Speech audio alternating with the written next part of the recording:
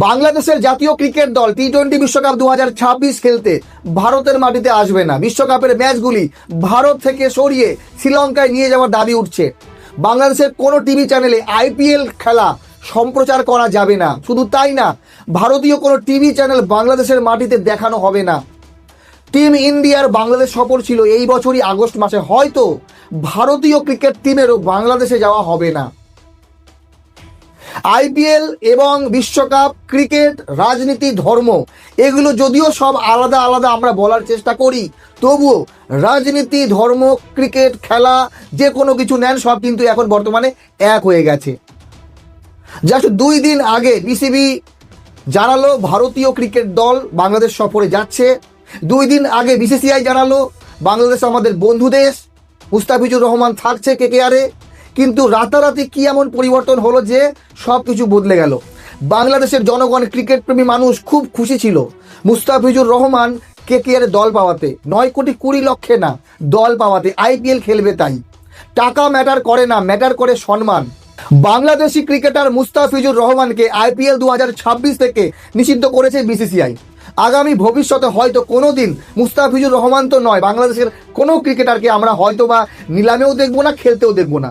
মুস্তাফিজুর রহমানকে বাদ দেওয়া শুধু মুস্তাফিজুর রহমানের অপমান না, বাংলাদেশের ক্রিকেটের অপমান, বাংলাদেশ ক্রিকেটের জাতীয় দলের অপমান, বাংলাদেশের অপমান। এটা মনে করে বাংলাদেশের রাজনৈতিক মহল, সাধারণ জনগণ, যেটা কোথাও না কোথাও বাস্তব। তো বিসিসিআই মুস্তাফিজুর রহমানকে যদি আইপিএলে অংশগ্রহণ করতে না দিত, যদি মুস্তাফিজুর রহমানকে কেকেআর না কিনতো, তাহলে হয়তো এই সমস্যা আসতো না। প্রথমত তাকে নিলামে ওঠানো হয়েছে, তারপরে বিক্রি করা হয়েছে, তারপরে তাকে বাদ দেওয়া হয়েছে। এইটা ভালো চোখে দেখছে না বাংলাদেশ ক্রিকেট বোর্ড এবং বাংলাদেশের জনগণ। তো বর্তমানে আইপিএল, কেকেআর, মুস্তাফিজুর রহমানের এই ইস্যুতে বাংলাদেশের রাজনৈতিক মহল এবং ক্রিকেট মহলে একটু আলোড়ন সৃষ্টি হয়েছে। বিসিবি সম্ভবত আইসিসিকে চিঠি দিয়েছে টি-20 বিশ্বকাপ 2026-এর ম্যাচগুলো যাতে ভারত থেকে সরিয়ে শ্রীলঙ্কায় নিয়ে যাওয়া যায়। সেটা কি আদৌ সম্ভব?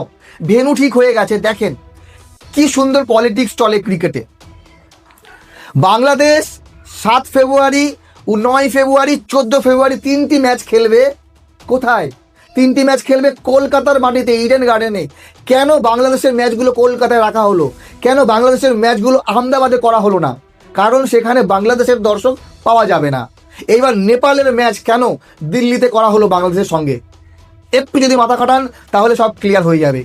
ভারতীয় ক্রিকেট দল কেন শ্রীলঙ্কায় যাবে পাকিস্তানের সঙ্গে ম্যাচ খেলতে? গ্রুপ থেকে পাকিস্তানকে বের করলেই তো ভারতকে আর শ্রীলঙ্কায় যেতে হতো না পাকিস্তানের সঙ্গে ম্যাচ খেলতে। কমসে কম গ্রুপ পর্বে যদি পাকিস্তান এবং ভারত সুপার 8-এ পৌঁছে যায়, তাহলে ভারত এবং পাকিস্তানের যে ম্যাচ, সেই ম্যাচ খেলতেও ভারতকে নিজের দেশ ছেড়ে শ্রীলঙ্কায় যেতে হবে। পাকিস্তান এবং ভারতকে একই গ্রুপে রাখার মানেটা কি? রাজনীতি ছাড়া আর কি? ব্যবসা ছাড়া আর কি? বাংলাদেশের ম্যাচগুলো কেকেআরের হোম গ্রাউন্ড কলকাতায় রাখার মানে কি? মানে হচ্ছে গিয়ে ইনকাম, প্রফিট, দর্শক, টিআরপি, এগুলোই তো। আর যদি ক্রিকেটে ধর্মীয় ইস্যু টানতে হয়, তবুও আমি মনে করি বাংলাদেশের ক্যাপ্টেনকে বানানো হয়েছে সংখ্যালঘু লিটন কুমার দাসকে। এটার জন্য অনেক ধন্যবাদ। বাংলাদেশ ক্রিকেট বোর্ড অবশ্যই চাইলে অন্য যে কোনো ক্রিকেটারকে ক্যাপ্টেন বানাতে পারতো, কিন্তু না, লিটন কুমার দাস যেহেতু আগে থেকে ক্যাপ্টেন আছে টি-20-তে, সেহেতু লিটন কুমার দাসকেই বিশ্বকাপের ক্যাপ্টেন বানানো হয়েছে। আপনাদের মতামত জানাবেন। আর আমাদের ভারতীয় ক্রিকেট দলে রাজনীতি হয় না যদি এই কথাটা কেউ বলে, সেটা পুরোপুরি ভুল। গৌতম গম্ভীর আসার পর সব থেকে বেশি রাজনীতি আমাদের ভারতীয় ক্রিকেটে হচ্ছে। ট্যালেন্টেড ক্রিকেটাররা সুযোগ পায় না, কিন্তু তোষণ করে করে কিছু ক্রিকেটারকে জোর জবরদস্তি জায়গা দেওয়া হচ্ছে। টি-20 বিশ্বকাপে যদি বলি, হর্ষিত রানার জায়গায় মোহাম্মদ সিরাজ জায়গা পেতে পারতো, কিন্তু কেন দেয়নি কেউ জানে না। মোহাম্মদ সিরাজ ওডিআই স্কোয়াডে আছে, টেস্টে আছে, কিন্তু টি-20-তে নেই। এতটা খারাপ বোলার না, কমসে কম হর্ষিত রানার থেকে খারাপ বোলার মোহাম্মদ সিরাজ না। আর মোহাম্মদ সামির কেরিয়ার তো পুরোপুরি রাজনীতি করে নষ্ট করে দিল ভারতীয় ক্রিকেটে। বাকি আপনাদের মতামত জানাবেন। রাজনীতির শিকার বিরাট কোহলি, রাজনীতির শিকার রোহিত শর্মা, রাজনীতির শিকার রবিচন্দ্রন অশ্বিন। এরা বারবার একই কথা বলে যে রাজনীতি ছাড়া ক্রিকেট হয় না, রাজনীতি ছাড়া ক্রিকেট হয় না। মতামত জানাবেন।